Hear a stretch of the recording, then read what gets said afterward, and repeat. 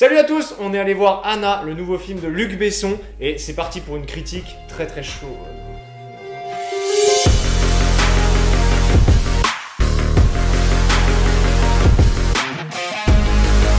Je déconne, mais n'oubliez pas surtout, abonnez-vous parce que j'en ai marre de le répéter, mais ça fait plaisir. Ok, du coup, Anna, le nouveau film de Luc Besson. Max, est-ce que tu peux vite le résumer?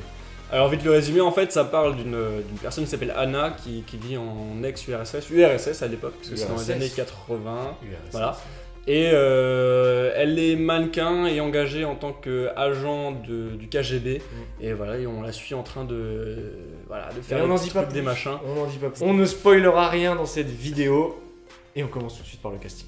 Au casting, on retrouve Sacha Luce, Cillian Murphy, Hélène Mirren et Luke Evans, entre autres. Sacha qui est du coup son premier premier long métrage, son premier rôle en tant qu'actrice. Elle était mannequin. Elle est toujours, non? Oui, elle est toujours mannequin. D'ailleurs, elle est mannequin dans le film aussi. Dans le film aussi. C'était un bon parallèle. Elle est jolie. Elle est très jolie. Elle joue bien. Elle a ce qu'ont les personnages de Besson habituellement. Les personnages féminins, pardon, une espèce de caractère et une beauté dans le caractère. Petite surprise au casting, ça ne dévoile rien sur l'intrigue de l'histoire, c'est la présence d'Alison Wheeler, une actrice, comédienne, humoriste, golden moustache, voilà, de quotidien aussi. Studio Bagel, Studio Bagel.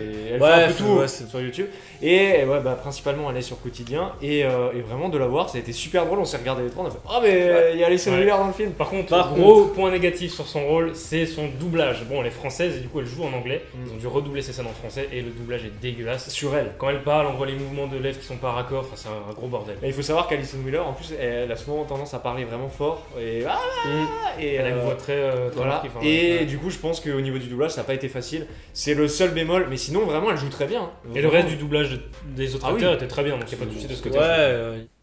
Allô.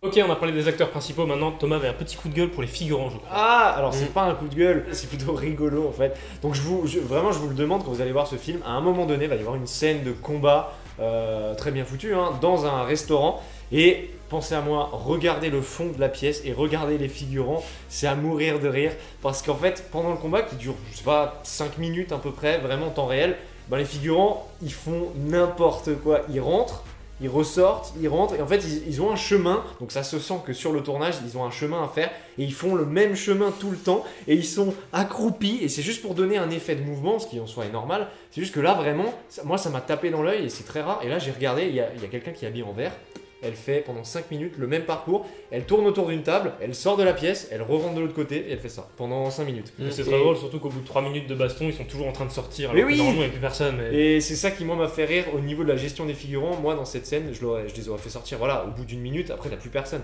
Mais là, les 5 minutes, t'as toujours des gens, des clampins qui courent. C'est vrai que toi en tant que figurant, t'es irréprochable.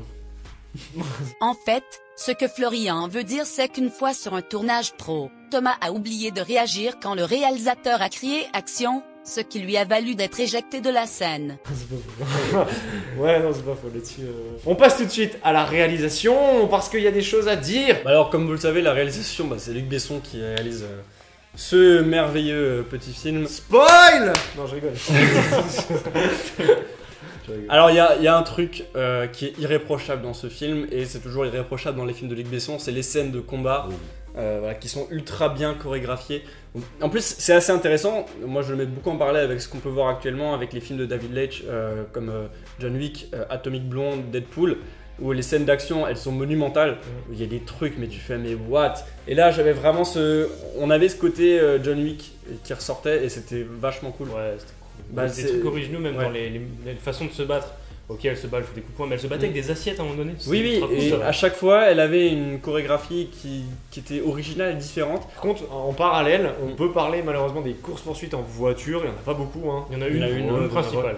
Qui est celle-là, pas très bien foutue. Ouais, vraiment. Mais en fait, il n'y a pas d'impact, en fait, tu suis ça, on dirait que tu regardes des voitures conduire et tu te dis. C'est ça. Il y a vraiment, même dans la bande-son, il n'y a pas de moment qui marque avec des explosions, des bruits d'impact. Tu vois les voitures, tu les regardes, et au bout de 5 minutes, tu fais bon, garez-vous, faites un truc, parce que c'est un peu chiant, quoi. Petit point à soulever dans la réalisation, toujours, c'est en termes de montage. Il y a quelques petites choses à redire, parce que le film il va enchaîner les sauts dans le temps, les retours en arrière, et en fait on aura souvent des inserts 1 an plus tard, 3 ans plus tôt, 6 mois plus tard. En fait, au bout d'un moment on se perd un petit peu, on sait plus trop où ça se situe. Heureusement, l'histoire elle est quand même assez bien faite de manière à ce qu'on comprenne toujours Voilà, où on en est à peu près dans le récit. Ok, ils nous ont fait ça par rapport à ça. Voilà. Mais c'est juste qu'au bout d'un moment, ça fait beaucoup. Et nous, en fait, ça nous a rire. Au bout d'un moment, on voyait 6 mois plus tôt, faire ah ben vas-y, encore une fois. C'était marrant. Mais moi je dis, justement, pour moi ce film est très bien, mais c'est le montage où il y a un problème sérieux. Le montage global Oui, au niveau de l'histoire. Ils auraient pas dû faire comme ça. Là, ils ont trouvé une solution et je trouve que c'est vraiment pas la meilleure.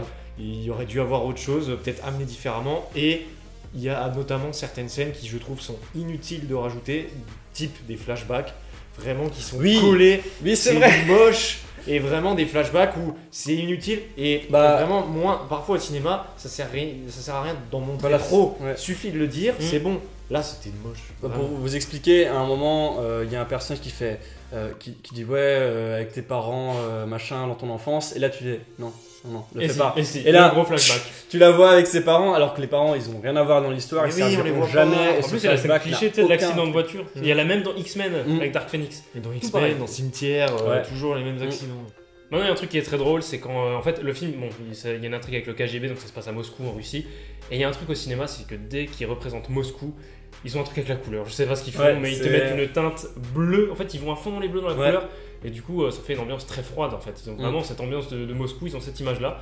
Et à l'inverse, dans d'autres films, quand ils vont aller, je sais pas, au Mexique par exemple, ils vont aller à fond dans les oranges. Et c'est toujours très cliché, alors que Moscou c'est pas comme ça. Si on est dans la réal, il y a une scène qui se passe à Paris qui vraiment est la même que Mission Impossible Fallout. Ouais. Et ça se passe au même endroit avec la même lumière, la même couleur. Je mettrais les deux, mais vraiment, genre, ça m'a fait super rire. La légende raconte qu'Henri Cavill était juste derrière. Je sais pas comment ils ont fait parce qu'il y avait genre 15 personnes au Trocadéro. Petit point sur les musiques de Eric Serra, très très bien. Franchement, les musiques, j'ai adoré du film. Vraiment, j'ai adoré. C'est des trucs qui te marquent quand tu les vois. Tu fais, putain. Et maintenant, on peut parler du scénario. Il y a aussi 2-3 trucs à dire, et commencer par le fait qu'il est original. Enfin, je veux dire, ça fait du bien de voir un film qui touche au sujet de l'espionnage, l'URSS et tout, avec une pointe d'originalité, et pas simplement nous répondre un Atomic Blonde, un Red Sparrow, un voilà. Justement, quand on compare avec ces autres films où on traite une espionne russe pendant la guerre froide ou dans les années 90, on aura donc justement cette espionne qui est un peu une machine à tuer, qui est un peu sans âme, vraiment, qui n'a pas de morale. Dans ce film-là, on va développer un peu plus le personnage et le rendre plus humain, lui mettre des enjeux, un objectif personnel en fait, au-delà de la cause commune du KGB. Ce personnage est bien. Elle se trompe, elle rebondit, et c'est vachement humain, quoi. Genre, c'est vrai. Je trouve que c'est vachement différent des autres films. Et ça, j'ai trouvé ça vraiment bien exploité, notamment dans l'histoire, avec le fait qu'il y ait des retournements de situation qui, par moments, sont vraiment abusés. Tu fais mais qui, dans le contexte du film, sont logiques. C'est logique qu'ils soient là, quoi. Donc justement, on parlait des retournements de situation. À mon sens, il y en a un petit peu beaucoup en fait. C'est parce qu'au bout d'un moment, le film, il met du temps à se lancer. L'intrigue met du temps à démarrer. On se dit ok, d'accord, il met tout en place. C'est un peu long. Et à la fin, ils vont enchaîner retournement de situation sur retournement de situation avec des. En fait, c'était ça. En fait, non, c'était comme ça. Et au bout d'un moment, tu dis c'est une bonne chose en soi de surprendre son spectateur, mais il faudrait peut-être le faire de manière un peu plus répartie, je trouve. C'est marrant. Moi, perso, au bout d'une heure, je me suis posé la question qu'est-ce qu'on est en train de regarder, quoi. Mais c'est marrant parce qu'on peut comparer ça avec. Vraiment bien comparer avec Red Sparrow, parce que c'est aussi un film avec des retournements de situation. Sauf que dans Red Sparrow, le film dure déjà 2h30 dans Red Sparrow. Et les retournements de situation, ils arrivent vraiment à la toute fin. Et c'est. Pour ceux qui l'ont vu, c'est un moment ça dit un truc, puis à un moment ça dit autre chose, à un moment ça dit autre chose. C'est vraiment plein de retournements de situation qui arrivent vraiment à la toute fin. Alors que là, dans le film, c'est au bout d'une heure, il y en a déjà un, et puis après, au bout de 1h30, tu vois, c'est assez espacé. C'est ça qui est original aussi, c'est que le fait qu'il y en ait un peu tout le temps. Généralement, t'attends la fin du film pour le faire, mais là, Bon, en soi, le film était vraiment bien, on a passé un bon moment devant, on vous conseille d'aller le voir, et comme dit, je pense que voilà, c'est un bon divertissement, il change, c'est original, ça fait plaisir. Maintenant, à se demander, Luc Besson, on le sait qu'il y a eu des petits soucis et tout, financiers ou autres, qu'est-ce qu'il advient de lui par la suite? Est-ce qu'il va continuer ou pas des films? J'ai vraiment l'impression qu'il veut, parce qu'il était vraiment parti sur ce côté blockbuster dans les années 2000, on en parle dans la vidéo, faire un film comme Luc Besson, avec Valérian, avec Lucie, tout ça, et j'ai l'impression qu'il est en train de ralentir un peu le rythme. Là, il est revenu sur Anna, qui est un film un peu plus comme il faisait avec Nikita, tout ça, vraiment très plus français, on va dire même, par côté plus européen. Et Là, le prochain film de Besson, qui est en cours de développement, c'est avec Jean Dujardin et ça s'appelle The French Detective. Ouais, c'est ça. Et ouais, et c'est avec Jean Dujardin, donc j'ai vraiment l'impression qu'il est en train de revenir petit à petit à l'époque où il était le grand Besson, là où il faisait du film français, où il savait faire du film français, et c'est bien. En plus, Jean Dujardin, quoi, c'est ouf. Voilà, c'est tout pour la critique d'Anna. N'hésitez pas à nous dire en commentaire si vous l'avez vu ou si vous comptez aller le voir, nous ça nous intéresse toujours. Mettez un petit pouce bleu si vous avez apprécié la critique, si vous êtes d'accord avec nous. Abonnez-vous pour ne pas rater les prochaines vidéos qui vont arriver. Mercredi, on vous prépare une petite vidéo sur les suites qui n'ont jamais vu le jour. Oui, c'est un sujet que vous nous avez beaucoup réclamé, c'est pas vrai du tout. Mais on s'est dit pourquoi pas en parler, ça peut être vachement intéressant. Donc abonnez-vous, nous on repart pour de nouvelles aventures. Ciao. Ciao.